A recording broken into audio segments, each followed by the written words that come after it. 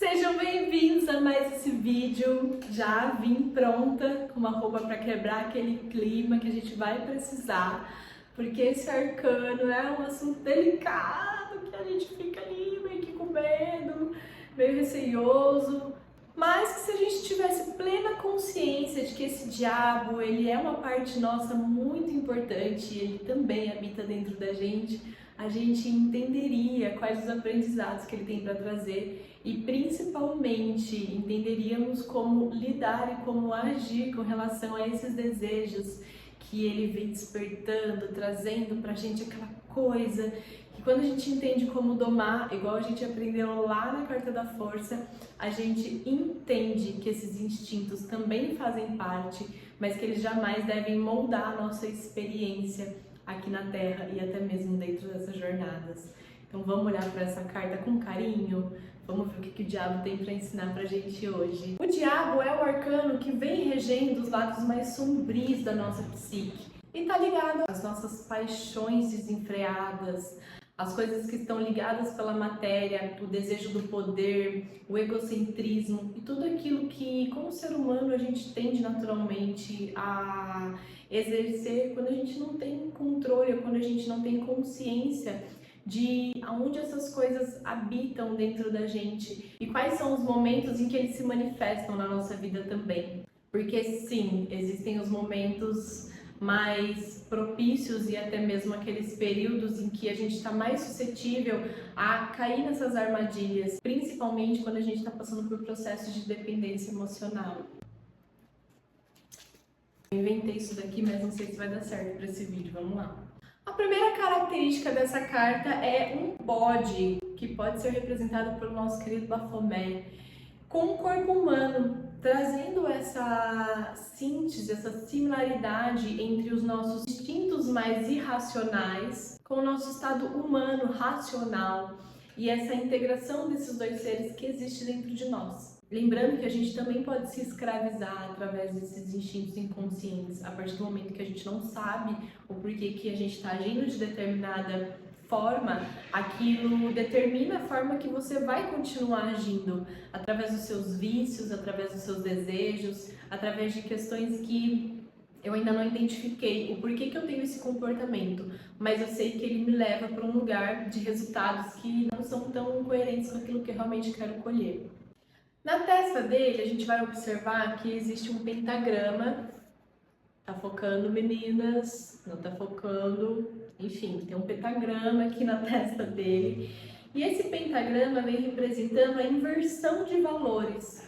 Quando o plano material está acima do plano espiritual. E é quando a gente deixa de ter essa conexão mais genuína, mais pura, para viver aquelas coisas carnais da terra que, são ruins ou são boas? São relativas à forma que você enxerga. Mas o que isso está trazendo de verdade para o seu ser? Isso está te libertando? Ou isso está te trazendo aqueles prazeres momentâneos, suprindo inseguranças, suprindo insatisfações, apegos, que você não tem consciência ainda da origem dessas feridas, para poder trabalhar em cima delas. Os chifres representando a força, o poder e a conexão com essa energia primitiva.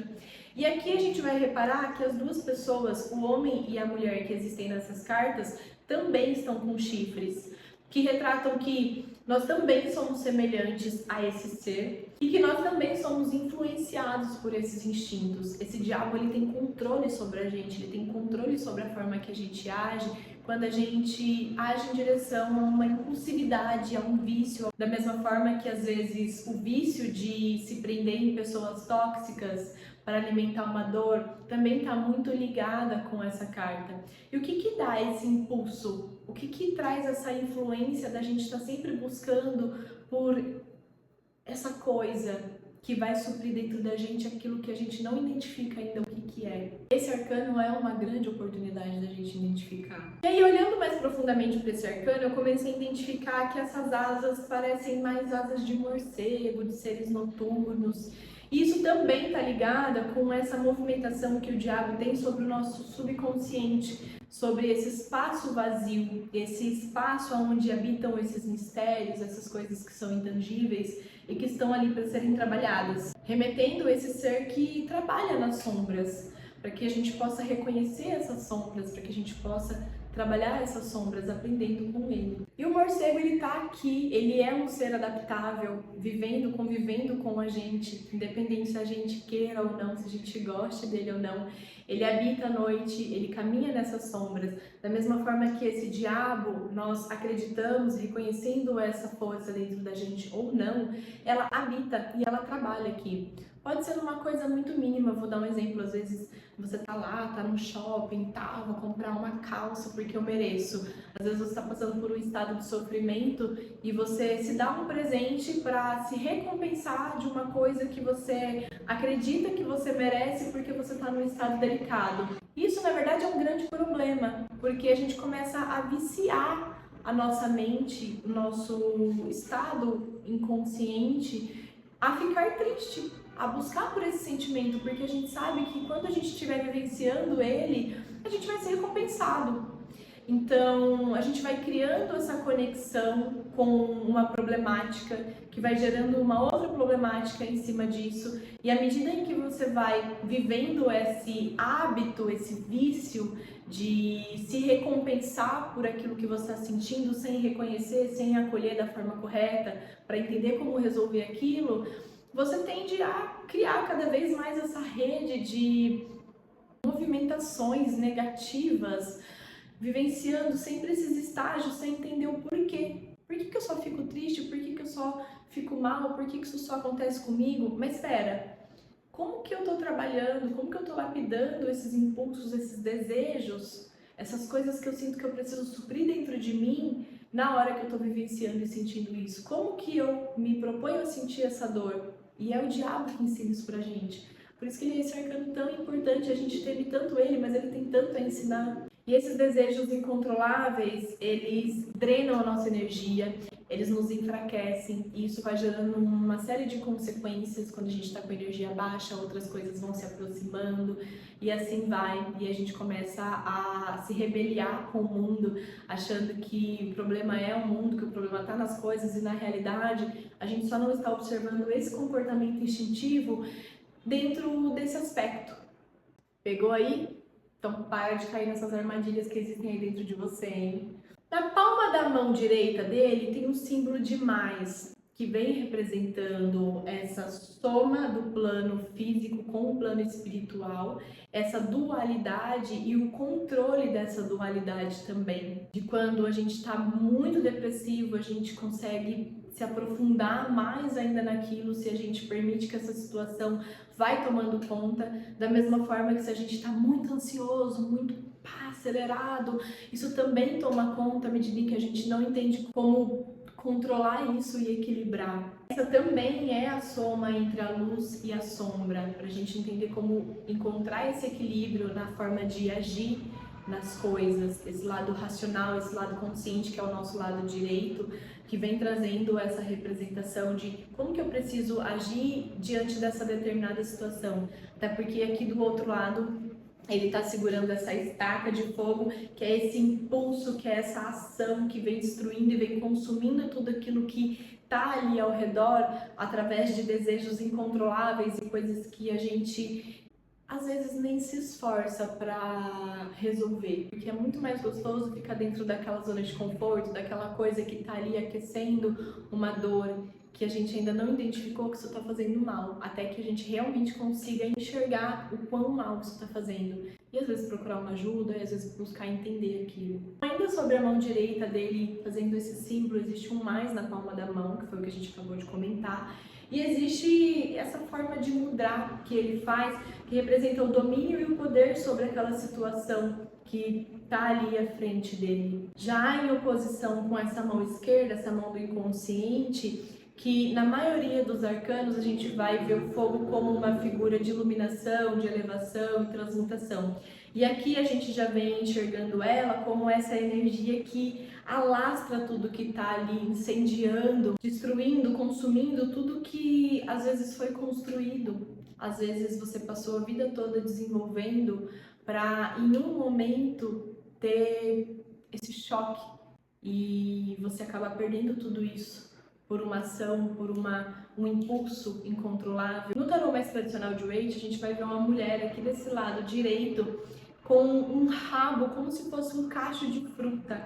E isso tem muita síntese com a história de Adão e Eva e também com o Arcano 6, que é a carta dos enamorados, que reforça essa coisa do desejo, da gente se sentir atraído por aquilo que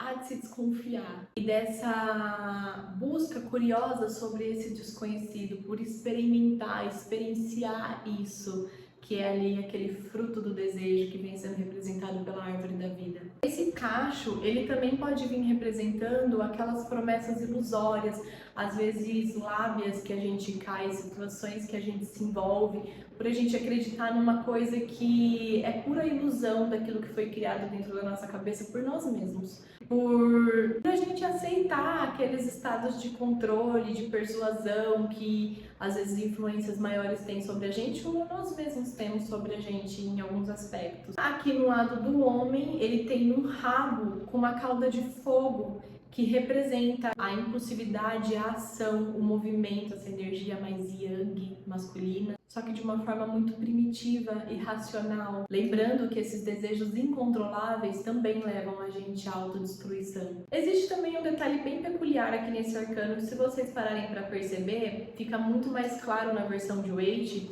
Esse diabo senta com as pernas cruzadas, como se ele estivesse formando um coração. E ali na versão de Waite, essas partes dele parece que estão representando órgãos genitais que despertam na gente também esse desejo através desse lado mais sexual falando, porém mostrando pra gente também como os nossos desejos do coração, essas vontades, às vezes ligadas a feridas que nós temos dentro desse órgão tão poderoso, podem levar a gente também para esses estados de aprisionamento, de condicionamento, principalmente em relação às nossas necessidades afetivas. E principalmente quando a gente está sendo guiado pelo ego, pela luxúria, por aquelas coisas que são prazeres momentâneos, vão nutrir na gente uma necessidade de sentir poder que na realidade ofusca uma insegurança, um medo, uma insatisfação.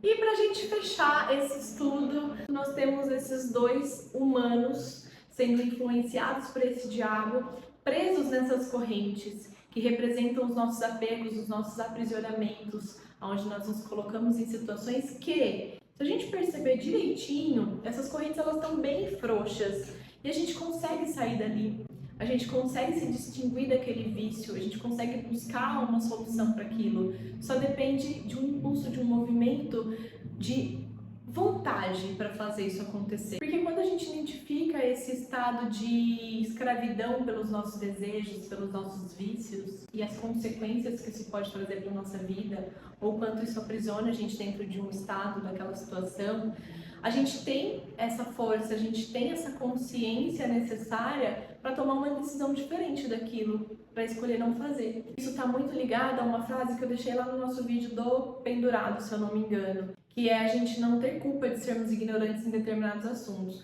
mas a partir do momento em que a gente toma consciência daquilo ser ignorante é uma escolha.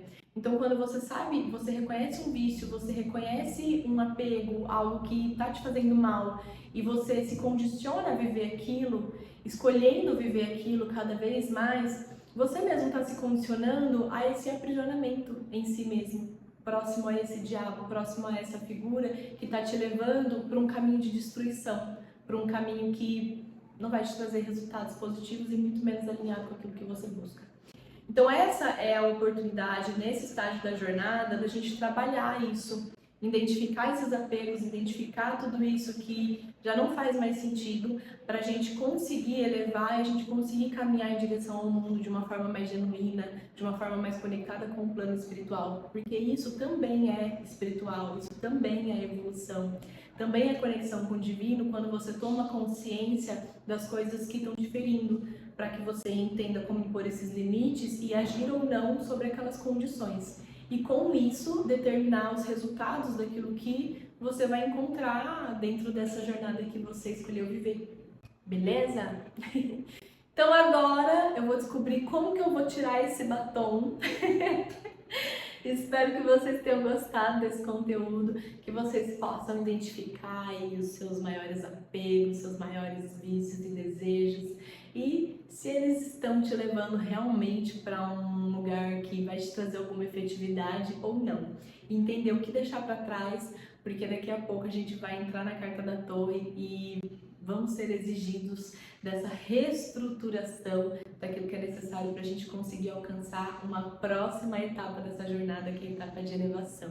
E aí, meus amigos, a gente precisa estar organizado para conseguir viver esse esplendor, a completude da vivência depois de percorrer tudo isso que ajudou a gente a amadurecer, curar e se tornar aquilo que a gente realmente veio para ser, para viver o nosso propósito de vida, ou o que você determinou aí, tá bom? Então é isso, espero que você tenha gostado desse conteúdo. Até o próximo, tchau! Olha só, fui mandar um beijo, ficou preto.